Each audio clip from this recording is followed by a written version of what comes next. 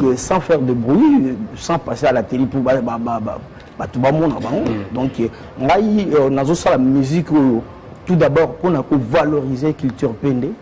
Et puis pour la complexe d'infériorité où ils ont na bande monsieur okanisaki pour la musique pour mon qu'il apprécié il faut yimba neti papa wimba il faut yimba neti ni on se tali na za jeune mais vraiment na s'engager na musique na promouvoir yango donc ngai souci ngai ka plus ya kozulu ko isa rien na développer yango batu ba mona obandi mango. Alors qu'est-ce que tu as déjà fait ni yango sous sali pona ko promouvoir ndenge moko lubi la culture peinte à travers la chanson. Oui, tout ça quand même moi est belé, tout ça moi est belé, bah image Isali, tout ça tout yembi banzembo, tout ça moi bah vage libanda, tout ça bah promotion à différentes chaînes.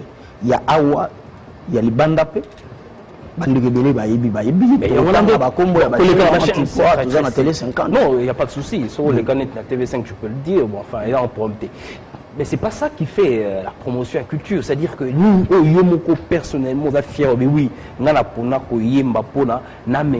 la culture. Pende qui fait partie de la grande culture. Tout d'abord, le grand patrimoine culturel congolais.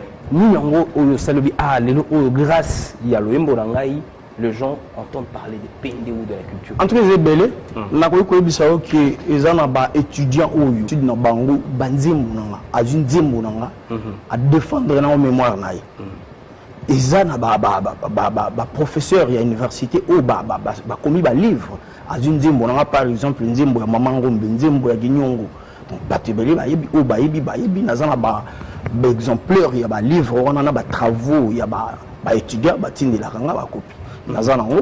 En plus de cela, que la TV Bou, ils ont déjà promotion, ça fait partie de la promotion. Donc, Moutako Boyango Azate.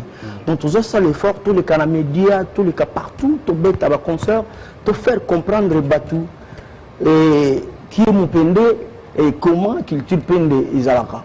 Et je suis très heureux au monde et ils ont apprécié partout dans les cas vraiment Batou, c'est la musique en OP, apprécié en Makasi. Donc, merci vraiment à Batou, nous allons continuer au Salabiso Confiance. Combien d'albums déjà natifs? 5 albums. 5 albums. Malheureusement pour Nabiso, moi promotion est un peu difficile pour les cas vraiment m'aider nous parce que les moyens comme tel exacté. Il y a toujours balingi vraiment promotion il y a culture peine depuis pour valoriser les musiques congolaises en général. Bah son Abiso va hésiter. Au moins Biso toujours moi logique mon toujours yemba plus makambo ou toujours vivre dans la société. Toujours la logique on a été yemba chéri du début à la fin. Et on peut ce exemple le bande de au moment on a ça plus de 30 chansons, plus de 40 chansons cause Biso mon artiste tu es bien en haut. Bande kona parce que bazo sala bongo batia bakombo batuna kati ayembi 30 40 personnes pour à gagner parce que tout ça soit mesure non nako boa kama na okuyo kanzimbo nga ya Afrika awa soki bakotira bisongo libangi ezati tout ça le featuring na faire gola libangi ezati ça va est-ce que Régero Afrika libangi ezati. Donc, on me dit. Ça veut dire au Daï la mienne. Non, Daïti,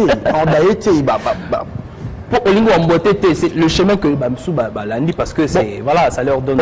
Il faut tout ça la part des choses, il faut tout ça la pide némoko.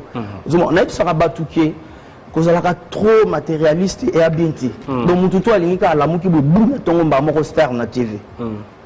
Donc ngana l'inga bonti, na l'inga il faut que tu aies malembe. Si il est là, tu as bikanda cha moyemba nga paquet en haut, c'est bien bon na otala. Réputation ni na zana en haut. Na koyemba et puis na koyemba yo to za mobile na bandi oyembo chéri na nga o sala bo sabo, ça n'a pas de sens. Le lot au monde jeune moko ya 9 ans, 10 ans, ba monsieur ba chance ba 15 ans aleki na TV ou bien a chance ayemba, ba yembi senzembo bolingo o yemo kwa za expérience na hote. Aux gens célibataires, on y même pas qu'est-ce que l'amour. Et puis amour en bas amour oui bah tu vas se baser or tout ça na ba sujet belo to ko aborder na banzi mon abiso ou to ko yemba banzi mon abiso pour na ko éveiller batu pour na ko conscientiser batu tout d'abord biso tout ça ba bantu tout ça na ba principe tout ça na ba limite to na makambo to ko ça na o to ko ça là en plus il y a ko copier ba comportement tant monsieur ba européen ba américain to comme ko boma culture na biso to comme pe ko bafouer ba valeur misusu oyo biso ba bantu tuzala kanango oyo izaka vraiment à la base il y a développement pays il y a biso parce que avant mondela ya akuta ki biso to bandai ko lata to bandai olia to bandai omela to bandai se communiquer alors au moins qu'il y ait communication mondela mais biso to robot ya yangote mais ça a des conséquences. Il faut que l'État congolais à la côté de nous adopter, il y a bien côté de nous très bien rejeter. Voilà. Alors, au lobby, yo mabanga penzana noté, bah sominze mfota la réputation en ango, ce qui donne à la réputation bien été tam sous. Non non, attends que c'est un million na ibozar, mon tabac conflit tout ça non non. Non non côté.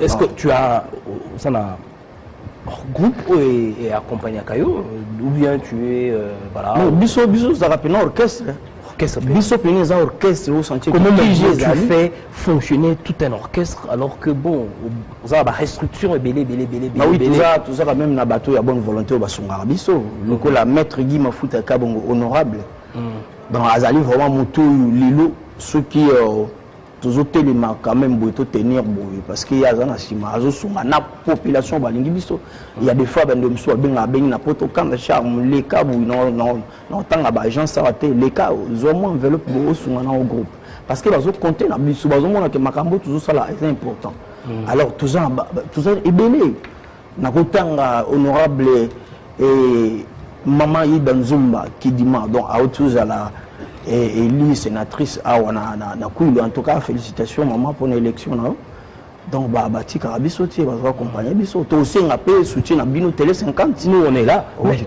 voilà ba soutien wana est-ce que organise que carrière pendant au salon sur la durée la façon on a c'est-à-dire où tu n'as pas autant de monter et fandabo d'évoluer, c'est-à-dire mon toutefois ça la couche n'a pas ici et tout le monde la repère sa tête bon ce qu'on a sous-souté comment on créer tout ba autonomie c'est pas permis à Yakoba Kalibanga ah oui bon moni tant tout le monde m'a bouffé ça bon au colo balikamboté tant ba balancer nzembo comme il est contraire donc bon surtout le bas qui va considérant le sauter le monde en Afrique on a toujours le bela ba comportement misusu notre bisayo ou toujours adopter ou toujours copier ou ils a biso ba bantouté c'est-à-dire la guerre ne finira pas dans le monde tant que leurs usines continuent à fabriquer des armes.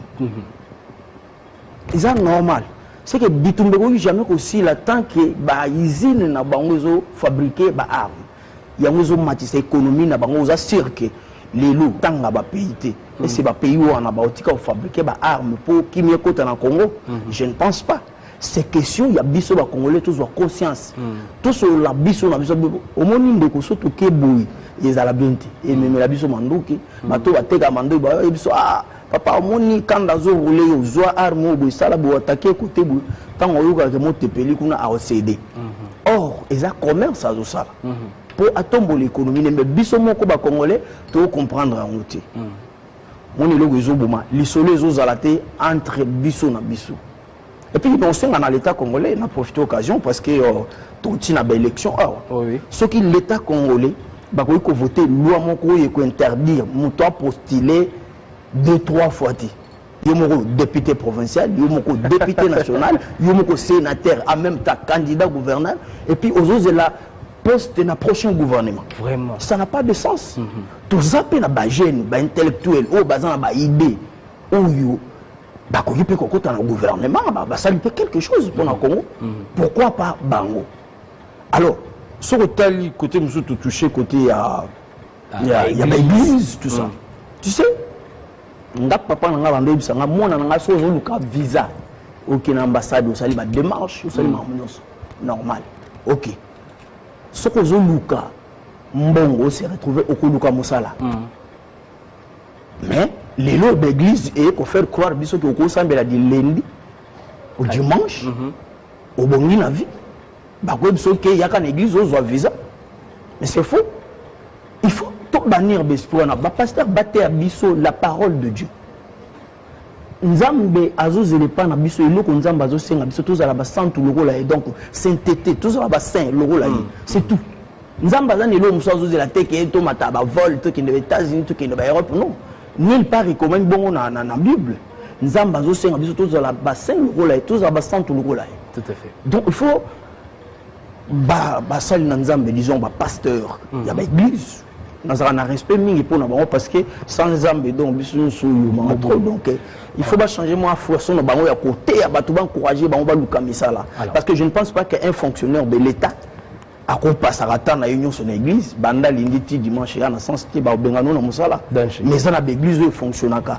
de lundi dimanche ya mbete bon voilà je pense que ce chômage ici et comme ka ko changer moi marambo belle très bien alors on a Africa et la dernier album nayo oui ils ont un album Punition donc les lots nous ça le Calbert on a sali album Punition mais on a déjà na salango donc pour souhaiter la bonne chance dans mon et Bini depuis combien de temps album et bien à 2018 ans que non ko gisi ko une année mais tous au moins combien de titres to 11 titres 11 titres donc toujours bunda malé mais pour non si ça va tournage avec clip nango et puis tous on a projet mususu toujours on déjà dans niveau à studio il y a album na biso poubelle biso to pesa la bloquer bon punition après poubelle on a ni nous s'attaquer na punition on a ils ont ba sanction na kati to lobele mambo ya ba élection donc bato va comprendre pendant que notre sali contre campagne ya anti-valeur si le bato on a payé belé ba katana ba lekati donc sali bien tout sanctionné même à la télé 50 so sali ka yerbo je ne pense pas que le directeur général mon vieux Jean-Marc Samba je ne pense pas. Tu es beaucoup mingi mobeko nemte sanctionné. Mobeko kasite kasi yé à quoi se réfère na mobeko. Pe na mibeko ya télé 50. Exactement. Alors il y a on le bible na punition il faut respect à l'envers ba mikulu. Biso bantu tu ba ko respecter ba konzi. Tu ba ko respecter ba konzi papa moninga okofinga yete. Donc biso babantu to ala bongo moni maman moninga ofinga été aza maman na yo donc na poubelle qu'est-ce qu'on va retrouver est-ce qu'on a poubelle toujours le baké poubelle ko exister te so muto azala gité c'est-à-dire que vrai poubelle les amutu parce que plateau ndenge toza boiza propre toujours respirer dans pepement abi mais ceux qui mutu mo azana mentalité ya poubelle à côté à relais à boaki à relais kwanga boaki à relais sardine à boaki solo bato va supporter qu'on va en rater ce qui veut dire que vraie poubelle les amutu donc eza a mentalité donc yango si j'ai un niveau vraiment très bien en tout cas la moni Banzelo Keneza bien on te souhaite bonne chance vous avez c'est comme au Betara régulièrement oui naza place na sur répétition yebani na Efobank espace Maman Ngombe na pesa Maman Ngombe parce que Maman Ngombe wana yanzembo mona yembezo le bela unité donc tout ça na tous la bomoko et ça peut nzembo et bimi sangaye à travers le monde donc musique nanga et Betara non seulement na Congo non seulement na Angola mais ils a un peu partout battu aux États-Unis bon ceux qui battent là comme la télé 50 comme la ndeko journaliste pour yiba pena ke bolanda ke biso à partir États-Unis na France bolanda biso na Italie bolanda ke biso donc bana Angola ko na minute bayeba ki non le ka awa na tamtam donc bien sûr to pesi ba mbote balanda donc très régulièrement bana tika pambe bazota la bana ki kwiti bana Lubumbashi partout ba Hollande biso ba bi kanda cha malikaki pour moi so non le ka ba ke ba mo ba verbe bien ko bimakuna ti na mona yoki poubelle eza na mutu donc poubelle yana mutu eza état d'esprit donc voilà poubelle ko exister ce qui mutu azati ça c'est donc ya mutu lobi alors balingi ba mona biso ba ko biso na Efobank n'est-ce pas Maman Ngombe arrêt garage donc ba ko benga biso na Kinshasa na kin orchestre na salango na kin c'est une référence parce que tout le monde il faut bon bouler qui me que après aéroport obi qui va côté kuna nde mikolo to linga to sala mona to so awa il faut bandeko bazwa tous en esprit de développement ce n'est pas dit que so comme ministre il faut tongaka na Gombe tout le monde a pu battre bakende pe bakinkoli kuna batonga tout le monde a pu na ba mokali kuna batia ba supermarché batonga pe ba école minene oyo ekopesa pe possibilité na bande ko za na ba kuna ba vivre pe makambo le kana centre ville pourquoi pas bison zokaka to zalaka voilà to ndaka ya on lobby na lingaka plus ko kende place où ils en ont rien après lobby et comme il bon, c'est ça qui fait l'homme. Alors, c'est quand est-ce que on a eu répétition, c'est et puis répétition chaque jour, hein. Chaque jour. Et alors, nettement production, genre concert, c'est chaque on a souvent sur invitation. Net lobby tout ça dans mon fléri, tout bêta sur invitation il y a Maman Ida Nzumba, honorable sénatrice, donc on a félicité pour l'élection et les cas bien. Bande rebelle bazaki on a passé pelaki. Donc on bêta souvent sur invitation sans que tout ça la brouille na TV, tout ça la brouille. Toujours mais qu'à vivre, madame malembe toujours s'organiser. Au moment où on te pose une question à ceux qui m'ont tourné à Zati. Bon tu espéras mingi na nzambe to que non, bon mutu azani mutu, lobby a rose alati. Des bateaux à bonne volonté bazali mais na donc nzamba pesa biso talent on a j'ai toujours confiance en eba que un jour nous allons faire maman. Donc on a quoi désespéré na bi que un jour et mutako utani par exemple soupe yope ba na mbaka quand de charme une fois bon na OK festival mo ya munene za kuna et pourquoi pas tout ça peut na moi ba contact miso sur bandiko baza benga biso festival mo à Montréal ceux qui nzamba souli peut-être retrouver na moyen de jeux dans les Nuit d'Afrique. À Montréal, dans le mois de juillet. Non, il y a un mois de juillet. Non, en juin. Okay. Donc, tout ça, mais là, nous avons débat de tenir biso quoi. Parce que la démarche, nous, c'est tout ça là qui toujours la réponse dans le donc, si tout va bien, toujours la wana. Malembe, na toujours, il y a moins que toujours, mais qu'on s'organise. Très bien. Alors, on a retenu le Moko. Un jour, nous allons au fond. C'est là, il faut parce que toujours croire toujours dans Zambé. Et c'est que notre talent haut, tout ça en haut, pourquoi pas. Donc, bah, tu belé, mon nibiso, africain, tu connais un ticket. Nébaluba, on a peine à conquister 40 ans pour y ici, mais je t'informe que c'est faux. On a couru biso que c'est faux. On a on a courage, bah, un espoir. Via mon téléco, bon, attends, pourquoi. Abimi, na quartier, mon corps reculé. Si il a sommé, tout le monde, bah, belé, tout le temps, va combattre. Tout le monde, bah, sauf qu'il faut. Politique na biso mboka ebonga ba bongisa pe omoni ngai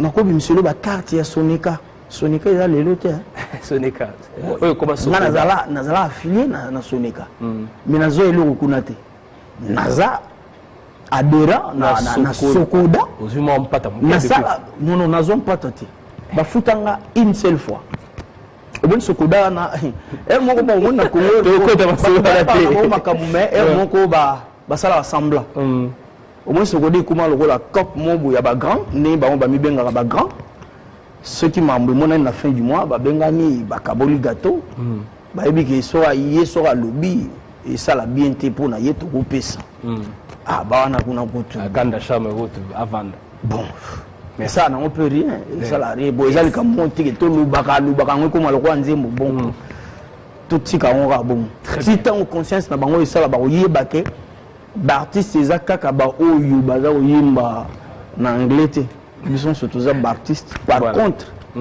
yana makambo biso tout ça la ba o ba mi benga ba so disant ba grand surtout chene libabu awole donc on a pire beau. Merci beaucoup. Kanda Charme, musicien qui évolue dans le folklore bien plus, hein. Voilà, merci beaucoup donc d'avoir été notre invité. Donc, de temps en temps, aux et la Rapisso, ce nouvelle les alliés, donc on va te recevoir sans problème. C'est payé, na clip je crois qu'on va même regarder. Quand il y a des bisous, t'as vraiment battu traditionnel, où tu vas là, t'as vraiment en Afrique. Donc, Barafi, on a une photo, industrie, on a une photo. Tout le monde, on peut, pour tout le monde, on peut lobby, là, tu peux Rafia sans qui et ça là est passé quoi. D'accord, voilà, tout le monde a écouté image et c'est par ces images qu'on va terminer donc. Bonjour, il y a lundi 18 mars.